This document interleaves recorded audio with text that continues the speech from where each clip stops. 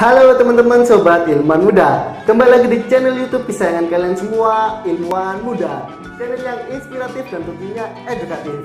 Pada video kali ini kita akan melanjutkan ya video kemarin tentang bab 1. Kalau di video ini khusus membahas tentang bedah skripsi bab 2, yakni tinjauan pustakanya skripsi jurusan peternakan. Jadi buat kalian yang belum tonton video bab 1-nya, tonton dulu agar nyambung di video kali ini bab 2 tinjauan pustakanya.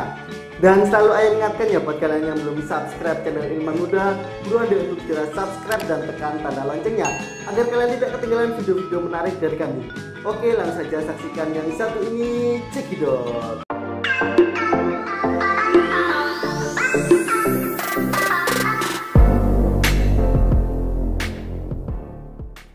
Halo Sobat Ilmuwan Muda, kemarin kita sudah membahas terkait bab 1. Sekarang kita akan lanjut untuk membahas bab 2-nya ya. Oke, bab 2.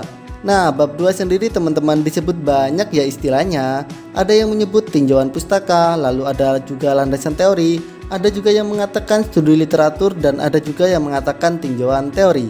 Nah, tapi di bab 2 skripsi kali ini namanya adalah tinjauan pustaka. Kemudian apa saja yang harus diperhatikan? Yang pertama teman-teman, ide pokok yang digunakan sama seperti pendahuluan atau latar belakang, akan tetapi lebih disempurnakan lagi. Apa maksud disempurnakan di sini? Disempurnakan berarti dijabarkan lebih luas lagi karena isi dari bab 2 tentu lebih banyak daripada pendahuluan. Meskipun ide pokok yang dikembangkan sama. Jadi sama teman-teman membahas tentang ayam broiler. Bisa dijelaskan bahwa ayam broiler merupakan salah satu sumber protein hewani dari komoditas peternakan yang banyak diminati konsumen. Kemudian dalam dunia peternakan ada banyak cara untuk meningkatkan performa ayam. Salah satunya yaitu pemakaian antibiotik. Akan tetapi penggunaan antibiotik mempunyai dampak negatif yang membuat penggunaannya dibatasi bahkan dilarang. Maka diperlukan bahan pakan pengganti antibiotik. Bahan pakan pengganti antibiotik dapat diperoleh dari tanaman herbal yang banyak terbukti dapat meningkatkan konsumsi dan nafsu makan ayam broiler sehingga performa ayam broiler baik. Pada skripsi ini menggunakan sari buah mengkudu. Jadi ide pokok kedua berarti sari buah mengkudu. Lalu mengkerucut lagi bagaimana pemberian sari buah mengkudu memberikan pengaruh atau efek terhadap konsumsi dan konversi ransum serta pertambahan bobot badan pada ayam broiler. Lalu kajian pustaka di sini ada beberapa subbab ya teman-teman. Yang pertama 2.1 ada ayam broiler, lalu 2.2 antibiotik, kemudian 2.3 tanaman mengkudu atau Morinda ceitifolialin, kemudian 2.4 ada konsumsi ransum, kemudian 2.5 pertambahan bobot badan, dan 2.6 konversi ransum. Oke, mari kita bedah isi bab 2-nya satu persatu. Yang pertama 2.1 ayam broiler. Pada poin ini dijelaskan beberapa literatur terkait ayam broiler. Misalnya saja ayam ras pedaging disebut juga broiler yang merupakan jenis ras unggulan hasil persilangan dari bangsa-bangsa ayam yang memiliki daya produktivitas tinggi, terutama dalam memproduksi daging ayam. Ini menurut Yuwanta tahun 2004. Kemudian bagian 2.2 yakni antibiotik. Pada poin ini dijelaskan beberapa literatur terkait antibiotik. Misalnya saja penggunaan antibiotik pada ternak banyak diterapkan untuk pencegahan atau pengobatan terhadap penyakit. Antibiotik juga umum dipakai untuk pakan imbuhan sebagai pemacu pertumbuhan untuk meningkatkan kinerja ternak. Ini menurut Haryati tahun 2011. Lalu lanjut bagian 2.3 yakni tanaman mengkudu atau Morinda ceitifolialin. Pada poin ini dijelaskan beberapa literatur terkait tanaman mengkudu, misalnya saja terkait pengertian mengkudu, sejarah mengkudu, penggambaran serta morfologi, anatomi, klasifikasi, kandungan yang terdapat pada mengkudu, manfaat, dan literatur lain yang dianggap perlu untuk disampaikan. Pada poin 2.3 tanaman mengkudu oleh penulis dibagi lagi menjadi subbab yang lebih spesifik lagi yakni 2.3.1 yakni pengertian tanaman mengkudu, kemudian 2.3.2 yakni fitokimia buah mengkudu dan manfaat, lalu 2.3.3 yakni manfaat mengkudu atau Morinda ceitifolialin, kemudian 2.3.4 ada penelitian penggunaan buah mengkudu Morinda ceitifolialin. Selanjutnya poin 2.4 yakni konsumsi ransum. Pada poin ini dijelaskan beberapa literatur terkait konsumsi ransum, misalnya saja konsumsi ransum adalah jumlah ransum yang dimakan ayam selama masa pemeliharaan. Konsumsi ransum dipengaruhi oleh bentuk ransum, ukuran ransum, penempatan ransum, dan cara pengisian tempat ransum. Selain itu, konsumsi ransum juga dipengaruhi oleh kandungan energi ransum, kesehatan lingkungan, zat-zat makanan, kecepatan pertumbuhan. Ini menurut Wahju tahun 1992. Kemudian lanjut yang 2.5, pertambahan bobot badan. Pada poin ini dijelaskan beberapa literatur terkait pertambahan bobot badan. Misalnya saja, pertambahan bobot badan merupakan kenaikan bobot badan yang dicapai oleh seekor ternak selama periode tertentu. Pertumbuhan ayam biasanya dideteksi dengan adanya pertumbuhan bobot badan per hari, per minggu, atau per satuan waktu yang lain. Ini menurut Islam et al. Tahun 2008. Selanjutnya subbab ke 2.6, konversi ransum. Pada poin ini dijelaskan beberapa literatur terkait konversi ransum. Misalnya saja, konversi ransum adalah perbandingan antara jumlah ransum yang dikonsumsi dengan pertambahan bobot badan. Ini menurut Rasyaf tahun 2001. Fadila 2004 menyatakan bahwa periode pemeliharaan ayam yang lebih pendek akan menghasilkan konversi pakan yang baik dibandingkan dengan ayam yang dipanen dalam ukuran yang besar. Nilai konversi ransum normal adalah 1,77. Lalu langkah kedua yang harus diperhatikan adalah subbab disusun dari umum ke khusus. Teman-teman jadi harus mengarah ke kemana? Ke fokus penelitian. Jadi pertama terkait ayam broiler, bisa dijelaskan ayam broiler merupakan salah satu sumber protein hewani dari komoditas peternakan yang banyak diminati konsumen. Kemudian dalam dunia peternakan ada banyak cara untuk meningkatkan performa ayam, salah satunya yaitu pemakaian antibiotik. Akan tetapi penggunaan antibiotik mempunyai dampak negatif yang membuat penggunaannya dibatasi bahkan dilarang. Maka diperlukan bahan pakan pengganti antibiotik yang pada skripsi ini menggunakan sari buah mengkudu. Ide pokok kedua berarti sari buah mengkudu.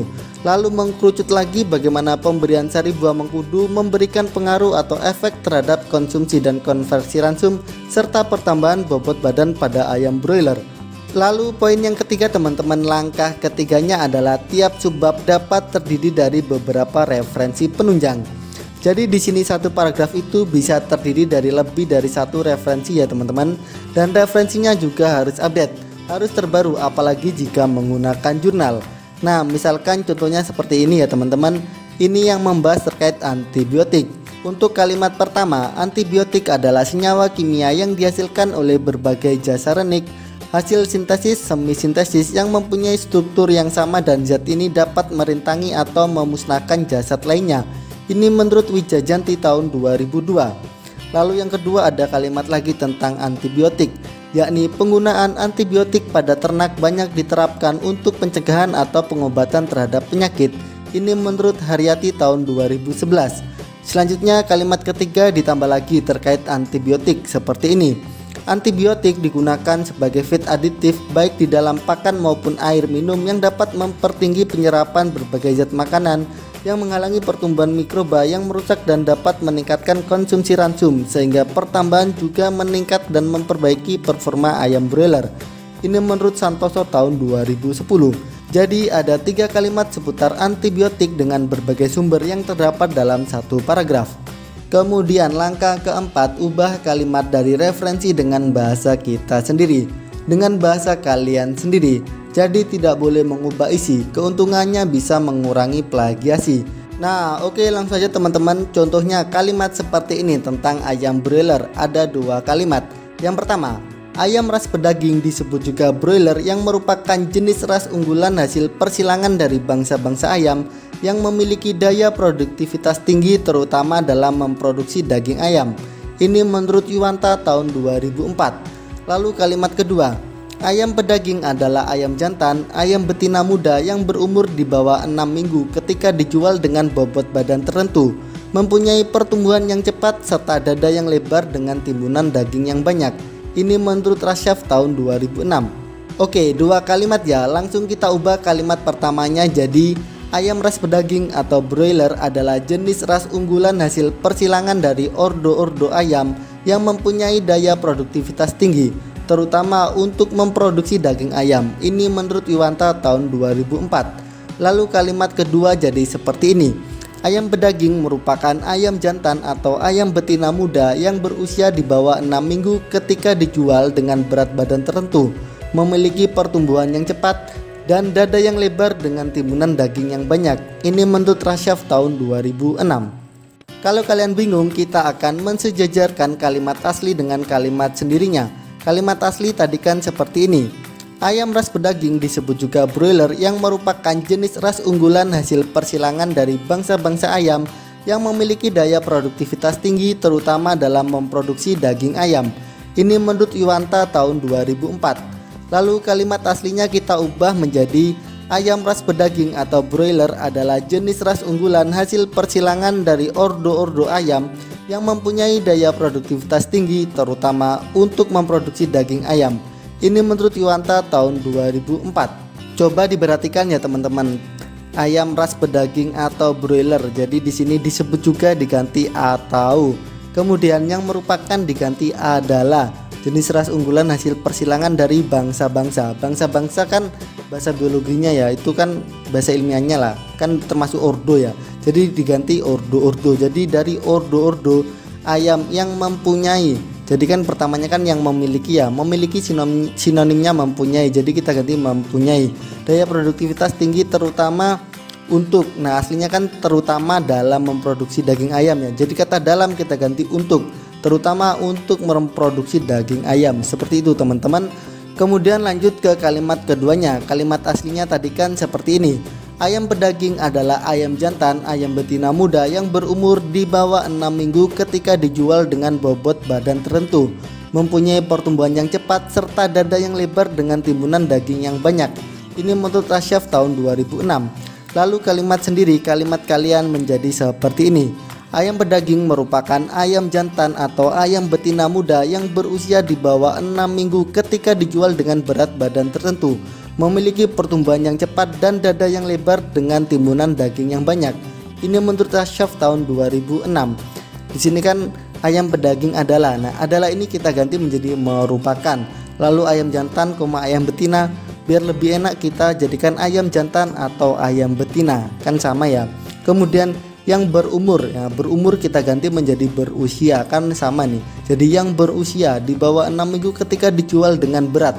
Awalnya kan dengan bobot ya, bobot sama dengan berat kan, itu sinonimnya. Jadi dengan berat badan tertentu. Kemudian mempunyai pertumbuhan, mempunyai kita ubah menjadi memiliki, serta dada yang lebar. Nah serta ini kita ganti menjadi dan dada yang lebar dengan timbunan daging yang banyak. Nah seperti itu teman-teman. Jadi intinya parafrase adalah penyajian kembali atau penulisan ulang sebuah konten atau pernyataan yang telah dibuat oleh orang lain dengan menggunakan kata-kata sendiri tanpa mengubah maknanya. Kita bisa mengganti katanya menggunakan sinonimnya, dan kita juga boleh merubah susunan katanya asalkan dengan catatan tidak boleh mengubah maknanya. Jadi harus tetap mempertahankan inti yang disampaikan dari referensi yang kita gunakan. Seperti itu ya teman-teman, semoga dapat dipahami. Nah, bagaimana teman-teman sobat ilmuwan muda? Itu tadi adalah video bedah skripsi bab 2 tinggal pustaka jurusan peternakan. Buat kalian yang masih bingung, jangan lupa sungkan langsung saja tanyakan di kolom komentar di bawah ini. Dan apabila menurut kalian video ini bermanfaat, jangan lupa untuk like dan share video ini ke teman-teman kalian semuanya. Oke, cukup sekian dari Ayam. Salam dari kami, salam ilmuwan muda. Membahas tentang bedah skripsi bab 2 dan ini tinjauan pustakanya skripsi jurusan peternakan. Jadi buat kalian yang belum tonton video bab 1-nya, tonton dulu agar nyambung di video kali ini bab 2 tinjauan pustakanya.